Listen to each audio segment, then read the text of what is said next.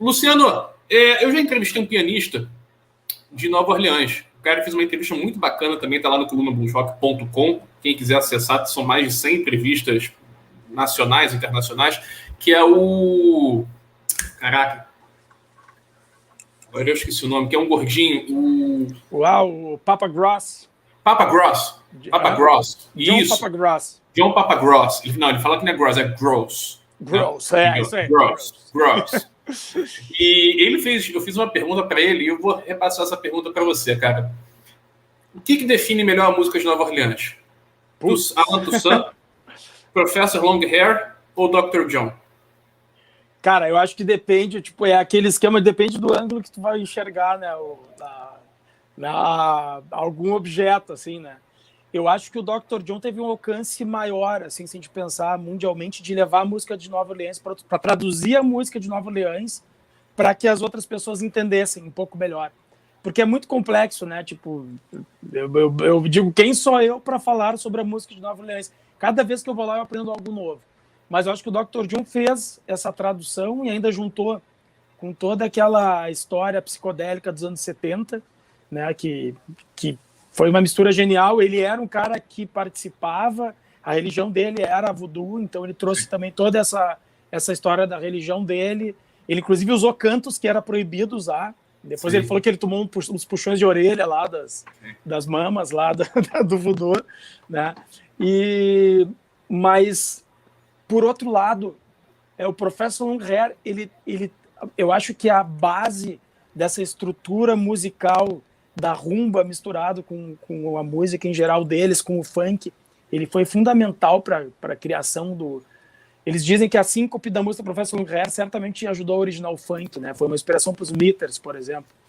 Né? E também, isso falar do Alan Toussaint, o Alan Toussaint dizem que é o músico que os músicos gostam, né? Que não é tão conhecido do grande público, né? Porém, a gente já ouviu muitas músicas dele sem saber que era dele, né? Ele influenciou, inclusive, todo ali os anos 80, a música pop, muita coisa, os caras tentavam imitar a música do Alan Toussaint. Por exemplo, ver o filme Moulin Rouge, que tem lá a Christina Aguilera cantando Lady Marmalade. Eu acho que tem outras cantoras pop que eram bastante conhecidas. Essa música foi gravada nos anos 70 pela Patti LaBelle, Alan Toussaint e os Meters. Então, eu acho que é muito difícil. E se a gente falar só desses três, a gente está deixando de fora vários outros músicos, pianistas, produtores. Né? Mas eu acho que se a gente for pensar no mundo inteiro, e quem levou a música de New Orleans, talvez por mais longe, a gente pode falar do Dr. John. Se a gente for para a raiz da coisa, eu acho que o Professor Longhair. E se a gente for falar de alguém que transformou essa música de New Orleans em algo mais pop, mas que também conseguiu fazer uma mistura grande, prova disso que foi chamado pelo The Band, pelo Paul McCartney, para fazer arranjos, que é o Alan Toussaint. Daí a gente fala do Alan Toussaint. Né? E eu acho que também o Dr. John, ele nunca quis fazer um som puramente Nova Orleans. Ele misturou com muito rock também, o que é uma coisa maravilhosa também, né? O Dr. John foi um cara muito importante na carreira do Eric Clapton. Só para citar um exemplo aqui. O Mário Sá, meu irmão aí, mais velho, está perguntando aqui como é chegar em Nova Orleans e como músico brasileiro, né? Para interagir ou aprender. O músico brasileiro no geral, né? Lá em Nova Orleans, Estados Unidos, ele é respeitado? Cara, tem até grupo de samba lá em Nova Orleans. Todo músico é respeitado, eu acho, quando chega com humildade, assim, sabe? Aquela coisa de saber que, cara, a gente tá chegando num lugar novo, né? A gente não sabe nada, eu acho que é aquela coisa, chegar na mãe, assim, né? Observar, tentar entender. A minha história lá é surreal, assim, eu digo que são coisas que acontecem em New Orleans que não tem como explicar, a gente tem que viver mesmo. Eu estou lendo uns livros de Wabi Sabi, sabe, que é uma filosofia, dá para dizer que é uma filosofia japonesa, assim, e tem uma relação com isso, que é sentir o momento e a gente não tem como explicar, é um lance que a gente sente.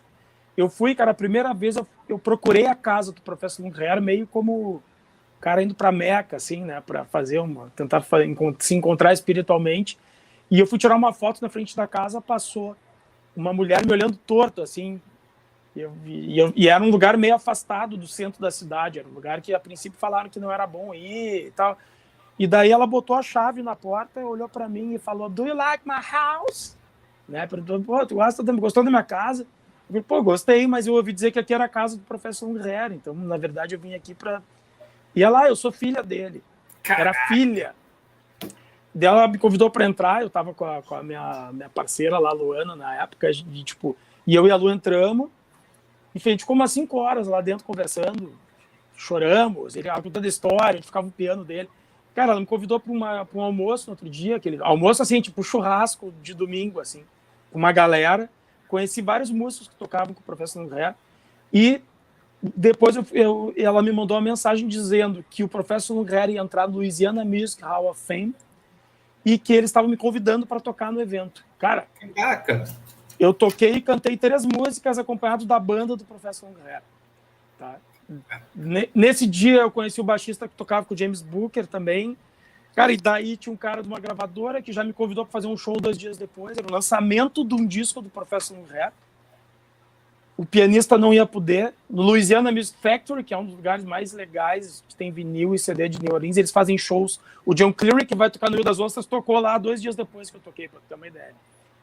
E marcou comigo o horário, assim, falou, cara, chega às 5 lá, que o show é às 6. Eu cheguei às 4, né? Já fiquei lá tomando uma cervejinha para garantir, né? Cara, 5 horas os caras não chegavam, 5h15 eu não chegava, 5h30 eu pensei, putz, os caras me sacanearam, eu achei que eu ia tocar.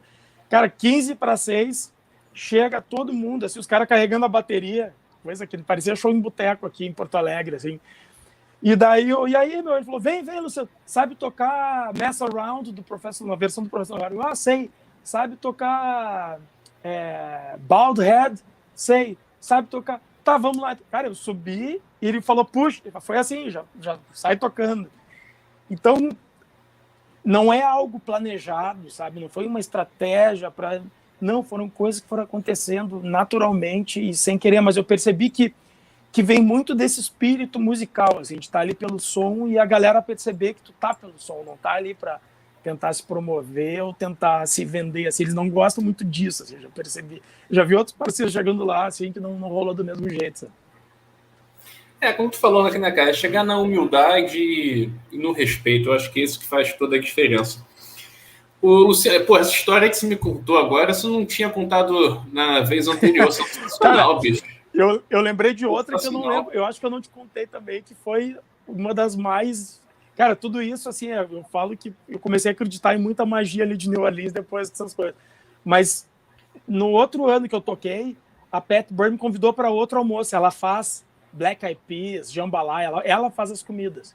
E eu cheguei muito cedo na casa, e daí ela começou a me mostrar como é que ela fazia algumas comidas, assim.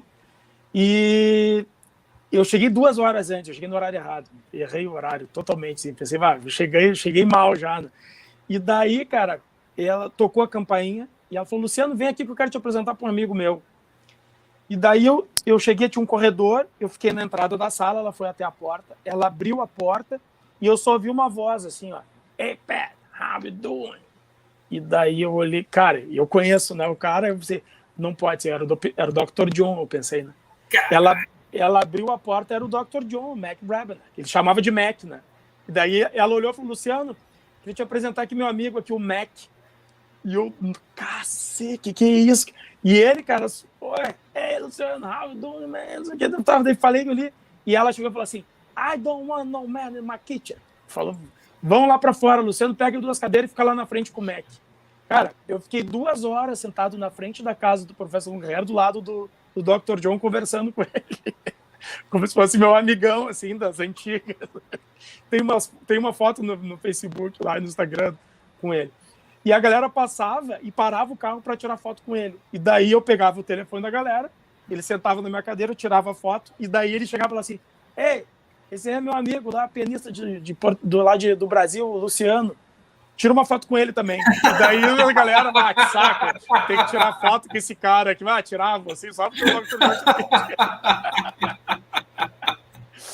Sensacional.